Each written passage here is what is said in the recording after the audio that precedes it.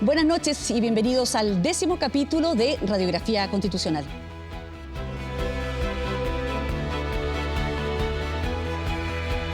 Marley Coffee, un café para todos. Presentan Radiografía Constitucional. Incluso aquellos que critican el texto propuesto por la Convención Constitucional conceden que Chile debe pasar a ser un Estado social y democrático de derecho, garantizando el acceso y el ejercicio de derechos sociales. De esos derechos hemos elegido para este programa 3 que nos parecen afectan más transversalmente a las familias chilenas. Los derechos de vivienda, educación y trabajo. De hecho, todas las encuestas establecen que estos derechos como las principales preocupaciones de los chilenos, junto con la salud y pensiones, de los cuales ya hicimos 2 capítulos. Aquí comenzamos con el programa. En los primeros 9 capítulos, todas las normas constitucionales analizadas han requerido de nuevas preguntas y nuevas respuestas para alcanzar un mejor entendimiento de estas. Pero hay 3 artículos que más que ningún otro han provocado interrogantes bien concretas. En este caso, nos referimos a los que abordan la educación, la vivienda y el trabajo. Vamos viendo. Dice la propuesta que los sindicatos tienen derecho a participar en las decisiones de la empresa. Pregunta: ¿serán parte de los directorios? ¿De empresas públicas y privadas? ¿Existe una obligación como esta en otras partes del mundo? ¿Puede afectar esta regla el progreso económico? Agrega que serán los sindicatos quienes definirán los intereses a defender con la huelga y estos no podrán ser limitados por ley. Pregunta: ¿podrá haber huelgas por razones no laborales? ¿Políticas, por ejemplo? Otro tema: educación. La propuesta crea el Sistema Nacional de Educación. Detalla, entre otros asuntos, que las instituciones que la integran no podrán discriminar en su acceso. Preguntas: ¿un colegio religioso está obligado a recibir alumnos contrarios a esa religión? Al revés, ¿podrán las familias elegir dónde estudien sus hijos e hijas? Veamos vivienda. La propuesta asegura el derecho a una vivienda digna y adecuada. Preguntas: ¿cómo sabemos cuando estamos ante una vivienda digna o adecuada? ¿Qué las caracteriza? Todas estas son las preguntas que intentaremos aclarar en esta edición de Radiografía Constitucional. Bueno, y vamos a comenzar rápidamente para aprovechar el tiempo con vivienda y nos acompañan 2 destacados expertos en vivienda y urbanismo, uno por el apruebo y otro por el rechazo. Genaro Cuadros, ¿cómo estás? Muy buenas noches, arquitecto y director de la Escuela de Arquitectura de la Universidad Academia de Humanismo Cristiano y que además fuiste vocero en temas de ciudad y vivienda en la candidatura del presidente Gabriel Boric. Así es. Y también estamos con Guillermo Rolando, ex subsecretario de Vivienda en la segunda administración del presidente Piñera. ¿Cómo estás? Muy buenas noches. Muchas gracias por la invitación. Bueno, quiero partir que veamos en pantalla los principales derechos que dice la Constitución que tienen relación con vivienda y vamos a partir con el 51, número 1, que dice: toda persona tiene derecho a una vivienda digna y adecuada que permita el libre desarrollo de la vida personal, familiar y comunitaria. Estamos viendo en pantalla y esto es novedoso porque no está en la Constitución del 80. Además hay 2 transitorias, una que dice que el presidente tiene 24 meses para mandar el proyecto de ley integral sobre vivienda digna y ciudad y el legislador otros 2 años para despacharla. O sea, 4 añitos hay ahí para poder hacer este sueño realidad, ¿no es cierto?, que promete la Constitución. Partamos por la casa propia, que ha sido como el gran tema polémico, ¿no es cierto?, porque se ha dicho de todo en relación a la casa propia. Si bien hubo una discusión, una indicación que fue muy discutida, que perdió y que propuso la derecha, donde se le pedía que fuera acceso a una vivienda propia, que se pusiera como en el artículo que acabamos de leer, eso fue rechazado y no quedó propia. Y por eso se piensa que no vamos a tener casa propia. Pero ¿vamos o no vamos a tener casa propia? Bueno, eso efectivamente no es así. Vamos a tener casa propia, está garantizado el derecho a la propiedad en el artículo 78 de la misma Constitución, de la misma nueva Constitución, donde se asegura que toda persona natural o jurídica va a ser propietario de cualquier bien, incluido una casa propia. Eso está garantizado en la Constitución y además está garantizado el mecanismo a través del cual a alguien se le podría expropiar una vivienda y que cumple con todos los estándares mundiales y también con los estándares que Chile tenía antes de la pero ¿por Constitución qué de no se aceptó que dijera que el chileno tiene derecho a tener una casa propia, adecuada y digna? Porque básicamente decir una vivienda digna y adecuada incluye una casa propia. En cambio, decir una vivienda o una casa propia excluye otros tipos de tenencia y propiedad que podrían quedar incluidas en políticas públicas posteriores. Por consiguiente, la definición que tiene el artículo 51 en el primer, que dice toda persona tiene el derecho a una vivienda digna y adecuada, cuando se dice adecuada, a propósito de la pregunta que señalaba acá en la introducción, se refiere, entre otras cosas, a con seguridad de tenencia. Es decir, que si una persona tiene una casa propia, le siga siendo propia, que si una persona arrienda, es allegado o etcétera, tenga algún mecanismo que lo proteja en su situación de vulnerabilidad. Por consiguiente, para los efectos prácticos, no es cierto, es una mentira que las personas no vayan a tener derecho a una casa propia. Guillermo. Completamente de acuerdo con Genaro y como se puede imaginar, comparto plenamente que esté el derecho a la vivienda, el derecho a la ciudad. Eso yo creo que como sociedad es esencial que esté. Un pequeño matiz. El texto en realidad lo que hace es que te permite todos los tipos de tenencia.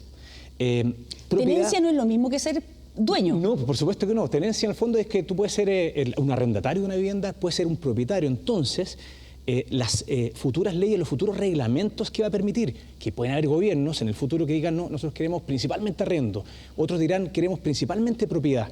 Pero esto no elimina la propiedad, eso es importante. No elimina la propiedad, pero digamos, no todos los subsidios ahora van a ser para que la persona tenga su casa propia. Ojo que el Ministerio de Vivienda también entregando hace ya una década, también apoyo en el arriendo, que es bien importante. Ahora, casi el 100% de las viviendas que se han construido a través del Ministerio de Vivienda en los últimos 30 años han sido de propiedad. Hay un tema de idiosincrasia que hay que respetar también. O sea, el chileno quiere tener su casa propia. Y por todo un tema de certezas, de poder heredarlo a sus familias, de sentir esta es mi casa. Por eso que si bien el texto permite todas las tenencias, compartiendo de que desmitifiquemos que este texto no elimina la propiedad, pero sí lo abre para que cualquier gobierno futuro diga yo quiero más de esto o más de esto otro. Es decir, yo necesito una casa, voy al Estado, se la pido y el Estado me la puede dar de varias maneras. Me la puede dar como propiedad o me la puede dar como arrendamiento. Así es. O muchos otros mecanismos que vamos a poder crear en el futuro. Por ejemplo, arrendamientos heredables, como es en muchos países altamente desarrollados que no tienen sistemas de políticas públicas de vivienda en propiedad y en cambio sí tienen sistemas de políticas públicas de arriendo heredable. Si tú explicas o justificas el por qué quieres quedarte en ese lugar en donde estuvieron tus padres. Por consiguiente, lo que hace esta Constitución muy bien es que salda y equilibra el derecho de propiedad con los derechos sociales a una vivienda digna y adecuada. Y por otro lado, nos pone en el presente, nos entrega herramientas para abordar los déficits que tenemos hoy día, que son angustiantes en materia de vivienda, y además nos proyecta para el futuro, en el sentido de que nos permite enfrentar los desafíos que vamos a tener más adelante. ¿Quién define y cómo se puede alguien alegar que no cumplieron el derecho?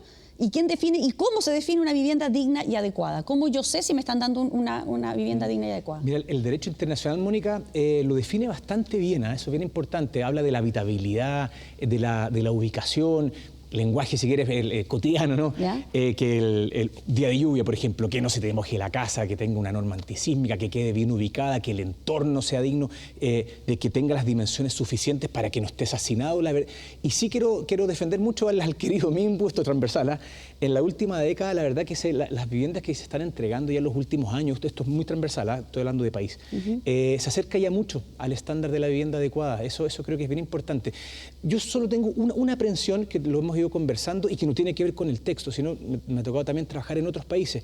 Y hay algunos países donde se escribe muy similar el derecho a la vivienda digna y adecuada y donde en algunos casos se ha judicializado. Y ahí creo que hay una luz amarilla que hay que atenderla bien. ¿Por qué? porque hay familias que llevan 10, 12, 15 años, entonces no puede ser. Claro. Desde que alguien que tenga un mejor contacto con el mejor abogado, imagínate la nueva desigualdad que se te puede armar. Ah, claro, porque si tú tienes acceso a un abogado, puedes ir y saltarte la fila de la espera. Y eso ha pasado en otros países. Entonces, por favor, eso no es para estar en contra del texto, todo lo contrario, pero sí una luz amarilla, cosa que después cuando sea en este texto u otro texto del futuro, o sea que cuando ya se apruebe un eventual derecho a la vivienda, sí es importante tenerlo presente para que nadie se salte la fila. Ya, pero por ejemplo... Para complementar ¿sí? a la misma pregunta, son dos cosas. En el segundo párrafo está la descripción de lo que es esa vivienda adecuada, que de hecho es una descripción de Naciones Unidas y que figura con 6 elementos que son fundamentales. La seguridad de la tenencia, la disponibilidad de servicios, agua potable, etcétera, la asequibilidad, es decir, que pagar por una vivienda no te cueste no comer, por ejemplo, la accesibilidad para sectores más vulnerables que podrían tener dificultades para acceder a una, la ubicación, como decía Rolando, y que tiene que ver con los accesos a los bienes y servicios de la ciudad, y por último, la adecuación cultural, es decir, que la vivienda sea adecuada a mi cultura. Eso es lo que se entiende en el mundo entero y en todo el ordenamiento jurídico internacional como vivienda adecuada. Y respecto de este aspecto que plantea Rolando, me parece muy relevante, en el artículo 20 del mismo capítulo de Derechos Fundamentales se establece la progresividad de estos derechos. Es decir, esto no quiere decir que después de estos 4 años transcurridos del transitorio, tú vayas al ministerio y te pares y digas, oye, denme una vivienda porque no tengo. No consiste en eso el problema. Te iba a preguntar, porque mira, es un proceso progresivo. Hay 650.000 es el déficit de vivienda, ¿no es cierto? 650.000 de acuerdo al cuando el presidente Boric dio su cuenta pública, así lo dijo. Este gobierno se ha comprometido a 65.000 viviendas este año y al final de su gobierno 260.000. O sea, faltan muchas viviendas. Exacto. Hay gente que está esperando mucho tiempo. Y esta ley va a requerir, el máximo serían 4 años, ¿no? El presidente tiene 2 años para presentar el proyecto, después 2 años para aprobarse. No es mucha la espera, o sea, ¿cuándo la persona va a poder exigir este derecho? Yo creo que lo más importante de esto es que esto le permite al Estado multiplicar las herramientas que tiene para precisamente proveer vivienda social de distintos formatos y que ya está empezando a hacerlo, pero que requiere más robustez institucional. ¿Pero mientras tanto?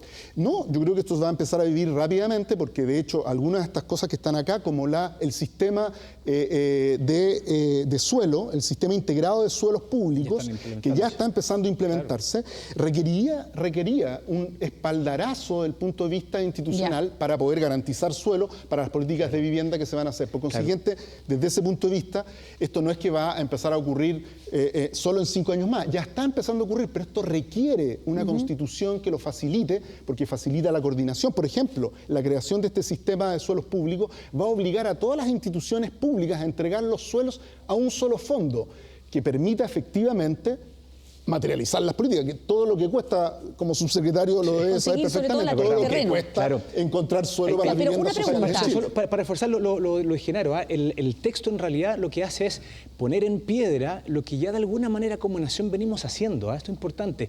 Gestiones de suelo que se están haciendo. El MIMBU construye miles de viviendas, que falta más, no hay ninguna duda, pero ya el tipo de vivienda... ¿Usted venía por el rechazo o por el apruebo? No, es que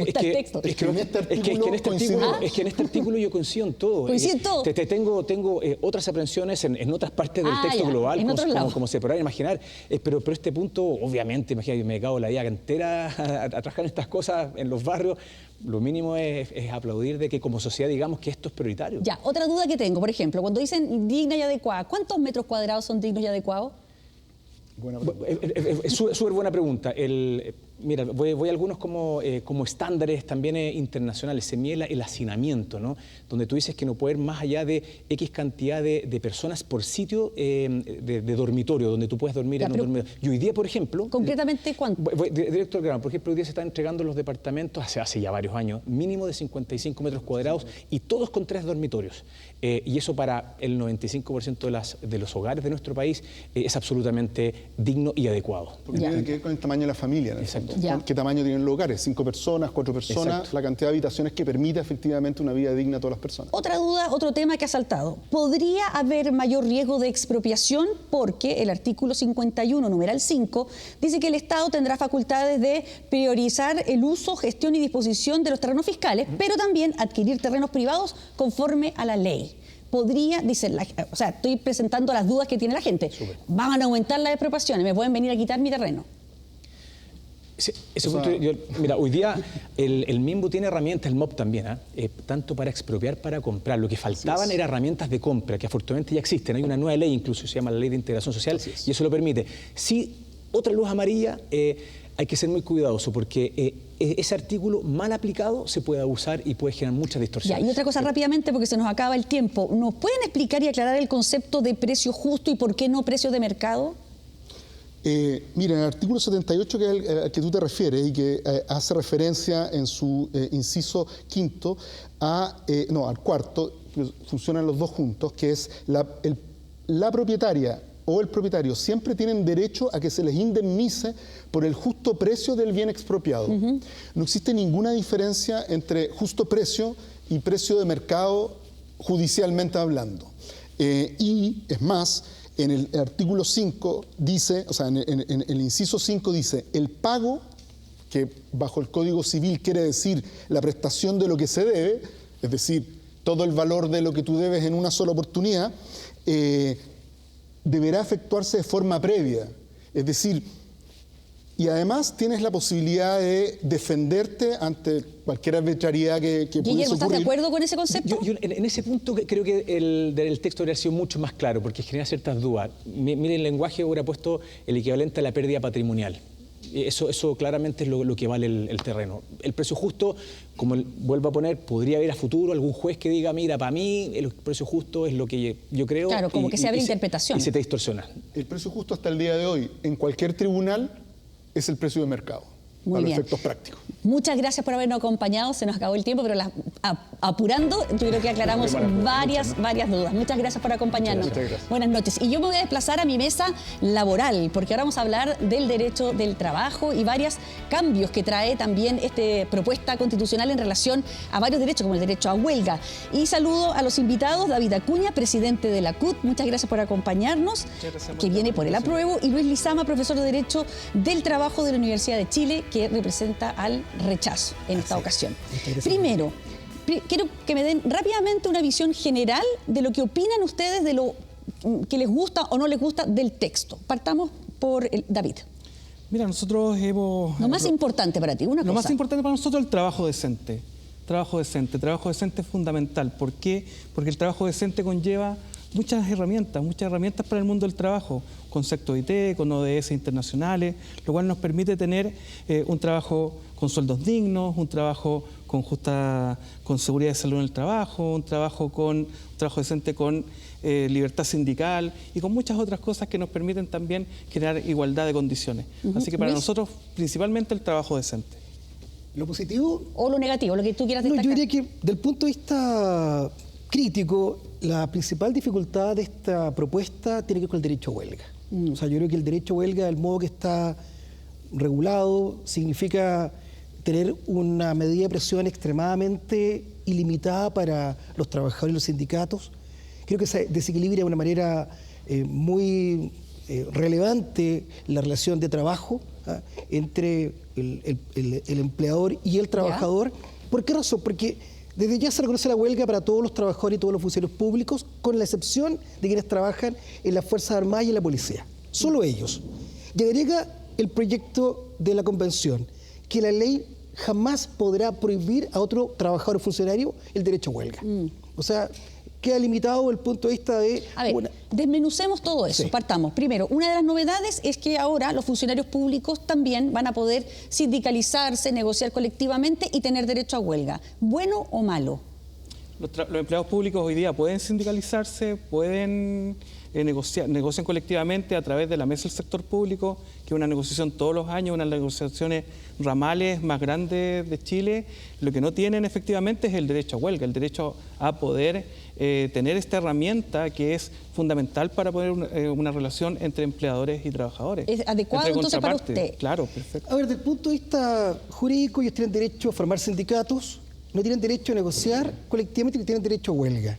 Ahora, en la práctica la hacen efectiva, como señala David, y correctamente, la ANEF negocia anualmente con el gobierno los aumentos salariales del sector público Y claro, las huelgas se efectúan también de facto. ¿Y eso no va a tener un problema, por ejemplo, para el ciudadano que necesita acceder a un servicio determinado? Es que ese es el tema. Yo diría que la principal dificultad es la siguiente, es pensar en que hoy, en la actualidad, sin derecho a hacer efectiva la huelga, quienes más huelga hacen son los empleados públicos. Y eso queda manifiesto en los informes que efectúa anualmente COES, que señala que hay un aumento de las huelgas extralegales y que en una parte relevante son efectuadas por empleados públicos sin derecho a huelga. Y esa es una dificultad. Entonces uno diría, claro, si hago huelgas sin derecho, con un derecho a huelga reconocido a nivel constitucional y de la forma que está, porque yo diría que el tema central es el siguiente, no es que no se reconozca el derecho a huelga, es cómo se reconoce el derecho a huelga en la propuesta de la Convención. Si la dificultad es esa. Hay personas que han dicho que se considera de forma ilimitada, David. No, mira, el derecho a huelga es fundamental porque, a ver, las organizaciones sindicales no hacemos huelga por deporte. Una huelga es dolorosa. Una huelga en el mundo privado es dolorosa. Son estar en la calle, estar sin remuneraciones, sin una relación laboral. Entonces es por pelear por mejores derechos laborales, es por pelear por un poquito más. Eso que no te quieren entregar nos permite, la herramienta de la huelga nos permite generar efectivamente eso. No es un deporte hacer huelga, es una necesidad de los trabajadores. Es la única herramienta que nosotros tenemos para poder también equiparar las condiciones con los empleadores. Efectivamente, en el mundo público, hoy día es la mesa del sector público, la que negocia también bajo el alero de la Central Unitaria de Trabajadores, efectivamente todos los años hay una negociación. Insisto, es la negociación colectiva ramal más grande, donde no solamente se negocia la ANEF o los empleados públicos directos, también trabajan los funcionarios, trabajan los funcionarios de salud, universidades estatales. Entonces hay un sinfín de mundos de los empleados públicos. Quiero decir que también hay distintos mundos en el empleo público. Están los trabajadores centralizados, los descentralizados, también los que trabajan directamente con el Estado. Entonces, efectivamente, también hay distintos niveles de remuneración, también existe mucha precariedad en el Estado. Entonces, efectivamente, uno de los peores empleadores es el Estado, a través también de la alta subcontratación o prestaciones de servicio a través de los honorarios. Entonces, lo que yo quiero dejar en énfasis es que la huelga para nosotros los trabajadores es una herramienta. Ya. La Constitución también establece una remuneración justa y suficiente. ¿Cómo se puede establecer ese concepto? Precisamente por lo que tú me decías, cuando se lucha con una huelga por mejores salarios. Efectivamente, porque nosotros luchamos por remuneraciones justas y suficientes. Mira, una de las preguntas que salía ahí dentro de la presentación decía la participación de los trabajadores dentro de los directorios. Nosotros como trabajadores queremos que a la empresa le vaya bien, pero sí queremos que a la empresa nos retribuya justamente, que retribuya nuestro esfuerzo, que retribuya nuestro compromiso, porque los trabajadores somos responsables. Los trabajadores queremos... ¿Cómo se establece? Queremos que efectivamente sabemos dónde están las falencias, sabemos dónde están las oportunidades, entonces efectivamente queremos esta equidad. ¿Cómo se puede establecer? A través de las relaciones laborales, a través de un buen diálogo social, de poder tener las herramientas necesarias para poder establecer estas relaciones equitativas. Luis. A ver, el concepto del modo que está propuesto por la Convención es un derecho a los trabajadores a una reparación justa, suficiente y equitativa, dice. De modo tal que eso debiera ser objeto de una política pública y probablemente una regulación legal. Pero evidentemente que es un concepto abierto que va a tener que ser integrado por el legislador. Ahora, yo quisiera sí destacar en este sentido que aparece un nuevo concepto en materia de remuneración, del derecho a igual remuneración por igual valor, de trabajo igual valor. Exactamente. Esta idea de que en el fondo es establecer que no es por igual función, por igual tarea, sino que va a ser posible que alguien tenga una tarea distinta a otro trabajador, pero en la medida en que ese trabajo requiera cierta formación profesional, cierta capacidad o competencia que la persona tiene, va a tener derecho a acceder a una igual remuneración. O sea, yo diría o equivalente. Ahí hay un concepto bastante más delineado, pero del punto de vista, digamos, jurídico, lo demás va a ser integrado por el juez. O sea, no hay una definición muy clara. No hay una definición clara. Bueno, avancemos ya a otro artículo, o sea, el mismo artículo, el 47, pero en el número 6, donde dice que la Constitución garantiza el derecho a huelga de las trabajadoras, trabajadores y organizaciones sindicales, que podrán hacerlo en el ámbito de intereses organizaciones sindicales decidirán el ámbito de intereses que se defenderán a través de ella y que no podrán ser limitados por la ley. Es decir, lo que dicen los críticos es que en realidad podrían hacer huelga por cualquier cosa y no solamente temas relacionados en la relación con la empresa. ¿Es así o no, David? Mira, hoy día la huelga está limitada solamente a la negociación colectiva. Claro. Entonces, efectivamente, ¿qué pasa cuando efectivamente existen problemáticas que son más allá laborales que afectan a muchos más trabajadores? Te puedo poner un ejemplo. Existen hoy día fechas para pagar los sueldos. ¿Qué pasa cuando los empleadores no pagan los sueldos efectivamente? Los trabajadores tienen que seguir trabajando, no pueden manifestarse de ninguna forma. ¿Por qué? Porque son desvinculados, son despedidos. Entonces, no tienen ninguna otra forma de manifestarse. Por eso yo insisto. ¿Pero no podría utilizarse, por ejemplo, la huelga para hacer manifestaciones de tipo político que no tuvieran que ver con la relación laboral? Pero los trabajadores no son políticos, no son los trabajadores hay de todo. No, porque efectivamente cuando tú quieres vincular el trabajo con política, nosotros los trabajadores nosotros queremos derechos laborales, nosotros queremos mejores condiciones. Nosotros no queremos cambiar la política del país. Nosotros como central, como dirigentes, somos dirigentes políticos, nosotros hacemos política sindical. Yo hago política sindical todos los días, los dirigentes hacemos política sindical todos los días, pero no queremos vincular también el tema de la política. Nosotros luchamos por derechos, por mejores condiciones, por mejores derechos, por tener este tema. Y la huelga, voy a insistir, nosotros es la herramienta necesaria para poder generar también este equilibrio entre empleador también y trabajador. Luis. No, yo creo que aquí efectivamente hay una exageración por parte de la Convención, una vez más, en el sentido de prever de que el interés puede ser definido en forma autónoma y libre por los sindicatos, dice la propuesta, ¿no? En consecuencia, uno podría decir que son cualquier tipo de interés, o sea, un interés que puede ser económico, aumento salarial, un interés social, la denuncia porque el empleador no ha cumplido, por ejemplo, con el pago de remuneraciones, como dice David, perfectamente, pero también puede ser intereses políticos, ¿no? En las que va a sufrir el empleador una huelga, pero sin capacidad de resolverla él, porque puede ser una huelga en contra del gobierno constituido. Entonces resulta que es absurdo, ¿no? Entregar una herramienta de presión al empleador, o sea, contra el empleador, pero que efectivamente no va a tener ninguna capacidad de resolverla él, porque va dirigida a un tercero. Nos quedan pocos minutos y hay dos temas que yo también, que antes de despedirnos queremos que plantear, por ejemplo, esta negociación que ahora puede ser por ramal, sectorial y territorial. Y que involucra a todas las empresas. Entonces yo me pregunto, por ejemplo, si esto se produce con empresas que son de distinto tamaño, grandes, medianas y chicas. ¿Cómo se puede ese concepto negociar para todas las empresas con diferentes realidades? Mira, lo que buscamos a través de la negociación ramal es instalar garantías mínimas de justicia social, garantías mínimas de condiciones laborales, garantías mínimas en sectores. Tú te puedes imaginar que hay sectores no sé, que en un supermercado, yo siempre hablo del supermercado porque yo trabajo en un supermercado, entonces me retan a veces porque digo, pero el supermercado, que en un líder no sean las mismas condiciones que en un Unimar, que en un líder tengan más condiciones que en él, que en un supermercado Unimar exploten a la gente. Pero esos son supermercados del mismo tamaño, son grandes empresas. Pero hablemos de un supermercado más chico. Pero por eso yo estoy hablando de grandes cadenas de supermercados que son similares y tienen condiciones distintas. Imagínate, hay comercios pequeños que tienen mejores condiciones los comercios pequeños, mini pymes, que grandes cadenas de supermercados.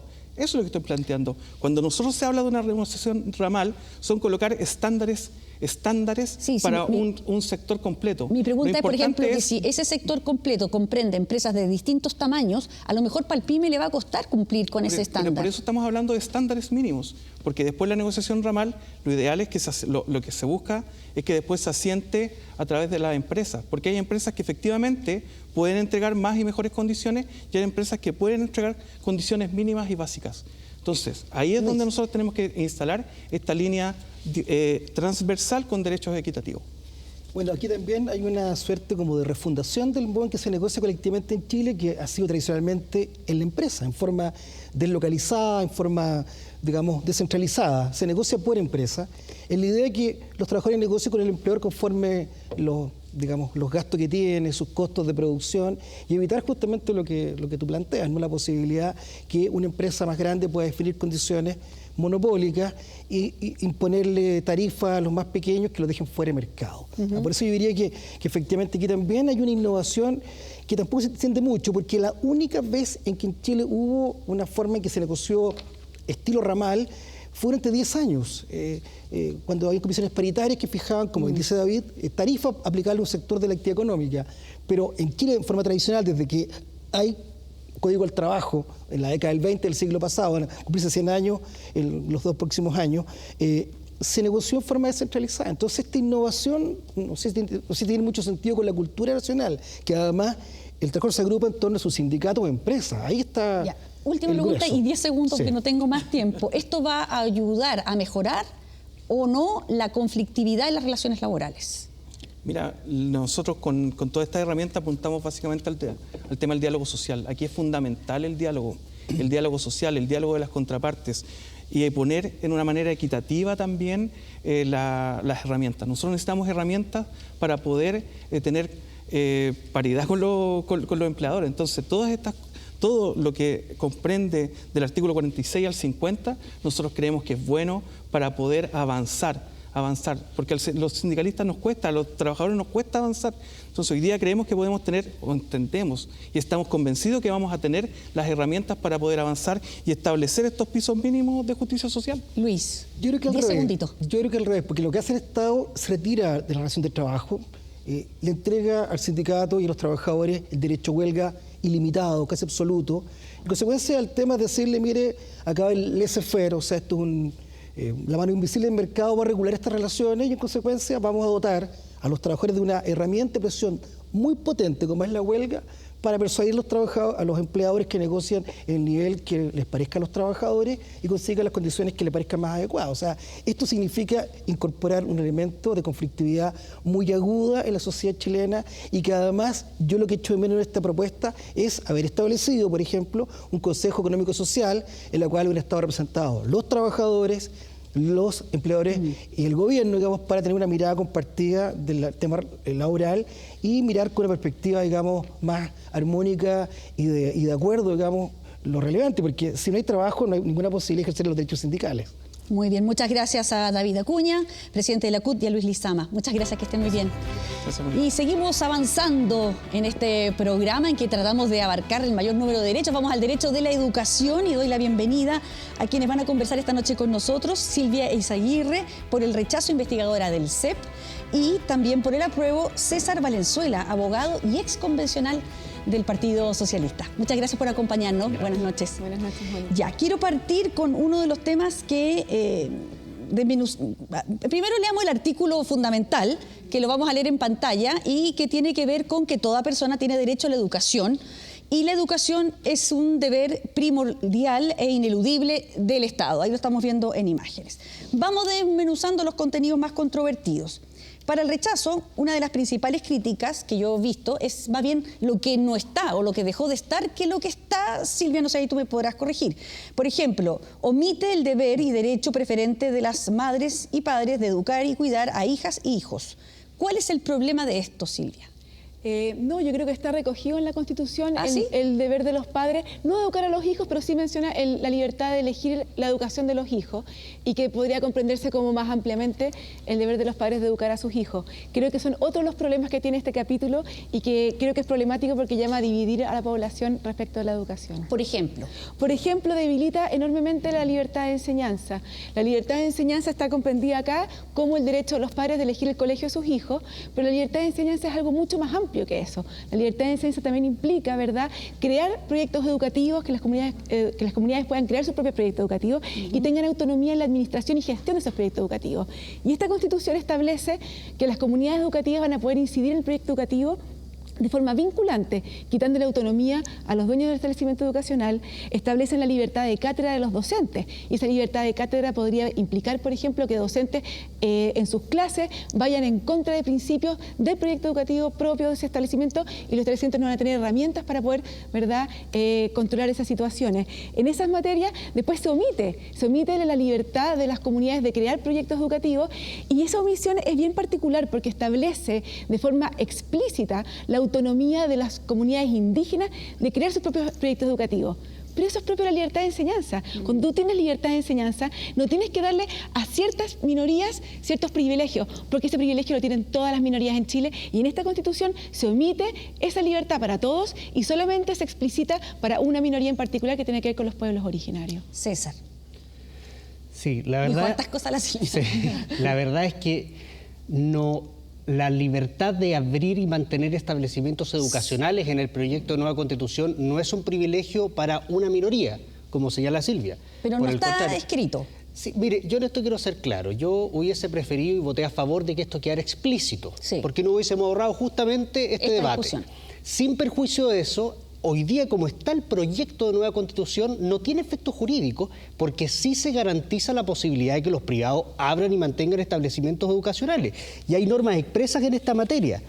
Por ejemplo, yo aquí quiero citar lo que señala el artículo 36, inciso primero, 37, inciso primero, donde se habla de instituciones y establecimientos creados por el Estado o reconocidos por este. Cuando habla de establecimientos reconocidos por este, no hay otra forma de pensar sino que son establecimientos particulares, que son establecimientos privados. En definitiva, eso se encuentra contenido en el proyecto de nueva Constitución. Sí. Y es más, avanza un paso más allá de lo que hace la Constitución actual. Constitucionaliza la posibilidad que tiene el Estado de poder traer recursos públicos justamente a estas instituciones privadas, que es una garantía que hoy día no está presente en la actual Constitución. Pero me quiero hacer cargo de algo también a propósito de la libertad de cátedra. Lo que hay que pensar es que estos establecimientos educacionales, los proyectos educativos, aquí no es un libertinaje. Tiene que estar dentro de los marcos que ha fijado la sociedad para la educación. Fines y principios habla el proyecto constitucional. Y la libertad de cátedra evidentemente está sujeto a esos principios también y al proyecto educativo. Lo que no podría ocurrir es que producto de la libertad de cátedra yo estableciera aberraciones, como por ejemplo que los niños están condenados a determinadas situaciones y las niñas tienen atributos para otras. Eso es lo que no permite y no permitiría la libertad de cátedra. Ya, pero tú acabas de mencionar una cosa que tiene que ver con, dice ya, si están acreditados, entonces son reconocidos, son privados, ¿no es cierto? La ley dice, en el artículo 36, número 2, la ley va a determinar los requisitos para el reconocimiento oficial de estos establecimientos e instituciones, pero establece unos criterios que son para todos, que son, no podrán discriminar en su acceso, claro, y se rigen por fines y principios y tienen prohibida toda forma de lucro. Entonces yo me pregunto, ¿qué va a pasar con los pagados, los particulares pagados? Porque si no pueden, no van a poder poner límites al acceso, discriminar. O sea, evidentemente lo que está proponiendo la nueva Constitución es que no se pueda discriminar. Y la discriminar. Y la discriminación consiste en establecer una distinción arbitraria que carece de justificación razonable. Pero evidentemente, con esto cierro, Silvia, pero evidentemente de que hay determinadas carreras, de que hay determinados proyectos educativos que requieren hacer distinciones. Esa distinción no está prohibida por el proyecto constitucional. Silvia. Mónica, yo de ahí tengo muchas diferencias con César. La primera diferencia es que cuando se dice libertad de cátedra, se dice que la libertad de cátedra tiene un marco. Y efectivamente, el marco son los principios que están en esta Constitución, no el proyecto educativo. Por lo tanto, el proyecto educativo es una bajada mucho más concreta a un determinado proyecto que puede ser mormón, evangélico, judío, y esos principios de ese proyecto educativo no están contemplados en los principios de la Constitución. Por lo tanto, los establecimientos no van a tener herramientas para poder establecer criterios básicos de respeto al proyecto educativo que tiene esa comunidad. Segundo lugar, respecto de la no discriminación. Es falso lo que dice César. Existe la no discriminación arbitraria, que es lo que está establecido en los derechos humanos, ¿verdad? Y sobre todo el respeto a los derechos humanos que no se pueden violar. Pero otra cosa tiene que ver con la no discriminación a secas. Y este proyecto no habla de no discriminación arbitraria, que es lo que está hoy día en la Ley General de Educación. Lo que dice este proyecto es que no se puede discriminar y dice, no se podrá discriminar en su acceso en absoluto. Y por ejemplo, la reforma de Bachelet, ¿verdad?, en materia escolar, prohibió la selección por mérito académico y por alto rendimiento. Por ejemplo, alto rendimiento en artes y alto rendimiento. No puede seleccionar por alto rendimiento académico y tampoco pueden seleccionar por rendimiento artístico ni, ¿cómo se llama?, deportivo. Esto se extiende ahora para todo el sistema educativo. Existe la discriminación y existe la discriminación positiva. Por ejemplo, el sistema de admisión hoy día que financia el Estado para los establecimientos escolares favorece al 40% más vulnerable. Les da una prioridad a la hora de la postulación y de la admisión a las escuelas. Ya. Eso es una discriminación positiva. Con con este artículo de la Constitución se genera un debate. Yo no digo que acá está zanjado, se genera un debate... No era falso lo que yo decía, fuiste categórica. Perdona, sí. Se genera un debate respecto de cómo los jueces van a interpretar qué es la discriminación. Y en Estados Unidos ya tenemos, ¿verdad? La Corte Suprema dijo la otra vez respecto de las cuotas para minorías, ¿verdad? Étnicas en la educación superior. ¿Todos los establecimientos van a tener que ser reconocidos por el Estado? Por supuesto, todos van a tener que estar, ¿no es cierto? No, hoy día no existe. Hoy día existen colegios que no están reconocidos oficialmente por el Estado, como por ejemplo los colegios antroposóficos, porque no cumplen con la ley y por lo tanto ellos dan exámenes libres. Con esto... Entonces no son establecimientos parte del sistema. No son establecimientos reconocidos por el Estado, pero son colegios. Pero entonces los colegios tradicionales... Eso no varía, es que yo no sé entonces, cuál es la hablemos de los discusión. colegios. Hay colegios públicos, hay colegios particulares subvencionados y hay particulares pagados. No sé, así ya. es. Y entonces, para que esos establecimientos formen parte del Sistema Nacional de Educación, tienen que estar o son creados por el Estado o reconocidos por el Estado, tal cual es hoy día. Y para ser reconocidos, por ejemplo, sale aquí que no van a poder hacer selección. Y todos los colegios particulares pagados hacen selección. Lo que establece en es todas la partes del mundo, discriminación en el acceso. En todas las partes del mundo, la libertad de enseñanza... Pero, por ejemplo, si un proyecto es, no sé, de católico ¿Y cuál es el problema de eso? Si uno de los principios de la educación es pondrá ciertas reglas para entrar, de que la educación es pluralista. ¿Cuál es el problema de eso? El problema es que la libertad de enseñanza está entendida, César, a nivel internacional. Y si tú vas a los distintos países del mundo, en todos los países del mundo, la educación... Tratados internacionales ratificados por Chile, ¿verdad? Por supuesto. Se entienden todos integrados a la actual Pero Constitución. déjame terminar. Disculpa. La educación particular pagada puede seleccionar a sus estudiantes. De hecho, en Holanda y en Alemania, los colegios particulares que reciben financiamiento del Estado pueden seleccionar a sus alumnos a través de características que no son arbitrarias, ¿verdad? Pero acá se dice que no pueden discriminar. Y por lo tanto no pueden hacer discriminación ni positiva ni negativa. Bueno, ya hay varios que son corporaciones o fundaciones, que sería más adaptable para un colegio pagado, pero Yo entiendo entonces que la preocupación, Silvia, es que puedan, con tus palabras, seguir discriminando a los colegios particulares pagados. No, la preocupación es la siguiente, es que las comunidades educativas puedan tener autonomía en la administración y gestión de sus proyectos educativos. Nada de eso lo por supuesto impide que sí. el proyecto la de nueva libertad de Constitución. cátedra puede disminuir la libertad de administración, por supuesto que sí. Y también el tema de las comunidades educativas que ¿Dónde está la libertad de cátedra en la actual Constitución? Pasemos de la... ¿En la actual o en la propuesta? No, la propuesta está 2 veces. Está 2 veces y en la actual no está. Y si tú revisas todas las constituciones... ¿Dónde está más protegida entonces? Pero por la libertad de cátedra favorece solamente a los docentes y no favorece al proyecto educativo. Y revisa, César, te invito a revisar las otras constituciones. En ninguna constitución del mundo está la libertad de cátedra. Y quiero pasar de los colegios particulares pagados... Eso nos preocupa a ambos. Quiero pasar de los particulares pagados porque en realidad son ¿Tú consideras que es poca negativo gente que esté la libertad de cátedra? Yo creo que es negativo cuando tú le impones a un subvencionados. Vamos con los subvencionados porque los particulares pagados, la verdad que son poquito, estudia poca gente ahí. Ya. Se crean 2 sistemas, pero el financiamiento estatal, porque se crean 2 sistemas, el Sistema Nacional de Educación, que tú hablabas, y el Sistema de Educación Pública. Pero el financiamiento estatal se consagra solo para lo de educación pública. No. ¿Qué va a pasar con la particular subvencionada si corre algún tipo de peligro en términos de financiamiento? No, de ninguna forma. Y de hecho, esta es una de las diferencias que tiene el proyecto de nueva Constitución con la Constitución actual. El artículo 31 transitorio señala expresamente de que la ley que cree el Sistema Nacional de Educación deberá regular el financiamiento de las instituciones del sistema de educación pública y comillas, y aquellas que cumplan con los requisitos establecidos en la ley y que formen parte del Sistema Nacional de Educación, es decir, las instituciones reconocidas por el Estado, los establecimientos particulares subvencionados o inclusive las universidades privadas. Ya, pero dicen que el pilar fundamental es la educación pública, ¿o no? Por supuesto.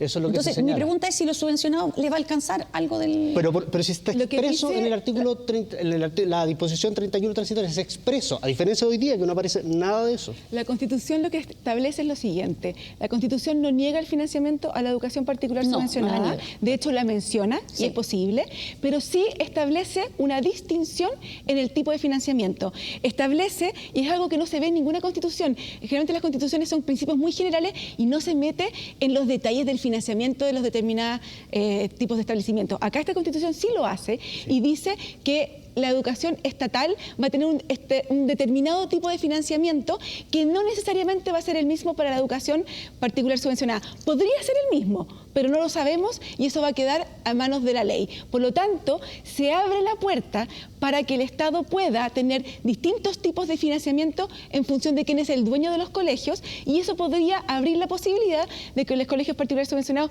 recibieran menos recursos, siendo que hoy día la mayoría de los niños estudian en los colegios particulares subvencionados y son igual de vulnerables que los colegios estatales. Pero eso queda al arbitrio de la ley. Otro tema es que los particulares subvencionados, si quieren recibir subvenciones del Estado, si quieren recibir plata pública, básicamente, tienen que ser laicos y gratuitos. Entonces, mi pregunta es, ¿no va a haber entonces particulares subvencionados de carácter confesional? No, eso no es así. El carácter gratuito y laico de los establecimientos está dado para el sistema de educación pública, que solo está compuesta por instituciones estatales. Perfecto. Los liceos, a las escuelas. Los establecimientos particulares subvencionados no están sujetos a esas reglas de gratuidad y tampoco del hecho de que tengan el carácter laico. Por lo tanto, porque van a ser los parte establecimientos particulares subvencionados pueden seguir siendo confesionales sin ningún problema. Tienen que cumplir con los otros principios que están establecidos en el primer artículo, que son muchísimos y coinciden precisamente con el programa de Gabriel Boric, no con los otros candidatos presidenciales, pero la gratuidad y el ser laico no están concebidos para los particulares Pero no nos subvencionados. molesta ninguno de esos principios, ¿cierto? A mí, fíjate que me sobran muchos principios, no porque no me gusten, sino que porque considero que entre más maximalista la Constitución y la concepción de la educación, más deja fuera a personas que podrían sentirse no identificadas con este sistema. Y por eso prefiero una Constitución más minimalista, que entregue un andamiaje para que distintas visiones del mundo se puedan sentir representadas y materializar sus proyectos educativos, y no una tan amplia como esta. Son tantos principios, Pero son básicos, respeto a los derechos humanos, la naturaleza, el carácter democrático, ecosistémico, que no haya violencia, no discriminación. Son tantos que podríamos incluir más todavía, ¿verdad? Pero me parece que yo prefiero más minimalista para que más proyectos puedan ser no es relevante hoy día la violencia. César y Silvia, los vamos a interrumpir un segundito porque vamos a hacer una breve pausa comercial, pero vamos a seguir conversando de educación a la vuelta de estos comerciales. Y seguimos hablando del derecho a la educación aquí en Radiografía Constitucional con Silvia Izaguirre, investigadora del CEP, y César Valenzuela, abogado exconvencional del Partido Socialista. Ya, Silvia decía que no le gustaba la cantidad de principios que se establecen en esta Constitución. En el artículo 35, número 4, los principios son de cooperación, no discriminación, inclusión, justicia, participación, solidaridad, interculturalidad, enfoque de género, pluralismo y los demás principios consagrados en la Constitución. Que no sea sexista y que se desarrolle de forma contextualizada, considerando la pertinencia territorial, cultural y lingüística. ¿Qué de esto no te gusta, Silvia? Mónica, te faltaron los fines como la construcción del bien común, justicia social, respeto a los derechos humanos y la naturaleza, conciencia ecológica, convivencia democrática entre los pueblos, prevención de la violencia, y queda muy relegado y muy al final adquisición de conocimiento y pensamiento crítico. ¿Qué me pasa con esto? Son tantos los principios que claramente son declaratorios, ¿verdad? Va a ser imposible fiscalizar que esto realmente se cumpla en los establecimientos. Y algo que es clave para la igualdad de oportunidad entre los estudiantes tiene que ver justamente con el desarrollo de habilidades y adquisición de conocimiento de los estudiantes. Y ese es uno más de los fines, múltiples fines que tiene la Constitución. Que queda muy relegado el que es el aprendizaje versus todos los otros fines. Por supuesto, y mi pregunta es, bueno, ¿pero esto va a mejorar la calidad de la educación en Chile? Todo este esfuerzo que estamos haciendo, especialmente este artículo, mejora la calidad de la educación, y lo que nosotros sabemos, ¿verdad?, a través de la evidencia comparada con dos estudios. Uno es el de Chilton y First Tech, que lo que ellos ven es que en los países donde se han incorporado derechos a la educación y a la salud, los países no han invertido más dinero en mejorar la calidad de la educación y la salud. Y luego Minkler y Prakash, Minkler y Prakash, lo que ellos observan es que entre más derechos, ¿verdad?, la correlación es negativa. Peor es la calidad de estos sistemas. No es que hay que sacarlo, lo que me pasa a mí es que son tantos que se diluye entonces algo que es fundamental, que tiene que ver con el pensamiento crítico y los conocimientos. El tema es claro. A diferencia de lo que tiene la Constitución actual, aquí queda claro para qué tenemos educación, para qué tenemos un sistema educativo, y esto se esquematiza básicamente en dos grandes objetivos. Uno, que tiene que ver con un componente social, donde efectivamente necesitamos formar un individuo con conciencia respecto a lo que pasa en mi comunidad. O sea, ¿alguien de verdad pretendería negar la relevancia que hoy día tiene prevenir la violencia en los colegios? ¿De verdad alguien considera que eso sobra? Y en segundo término, por supuesto que el sistema educacional tiene que estar orientado a la calidad, otro elemento que no menciona la Constitución actual, y entendiendo la calidad también como la adquisición de conocimientos, la experiencia educativa de los estudiantes destinada a la adquisición adquisición de conocimiento. Pero yo también esto quiero ser claro, el país que nosotros estamos proponiendo no cree que solo la calidad de la educación está orientada a tener máquinas de hacer PSU. Por supuesto que queremos buenos resultados académicos, pero hay otros elementos sociales que son tan importantes como por ejemplo la violencia, que lo vemos todos los días en la televisión, de los cuales también se tiene que hacer cargo el sistema educativo. No podemos pretender de que los establecimientos educacionales se abstraigan de un problema que hoy día tenemos en el seno de la sociedad chilena. Pero ¿sabes lo que pasa? Que están concibiendo la educación como la bala de plata para resolver todos los problemas de la sociedad y no es así. Con esto no vas a tener ninguna rendición de cuentas de los establecimientos porque son tantos los principios. Y es lo que uno observa cuando hace política pública, cuando trabaja en el Estado. Cuando tú tienes 100 principios, al final no haces caso de ninguno. Por eso esto se tiene que materializar en el currículum, ¿verdad? En planes, en programas. Esa es la política pública. Eso no lo podía resolver la Constitución. Esa es la bajada. Pero esta cantidad de principios va a ser imposible de poder fiscalizar, implementar y realmente, son declarativos.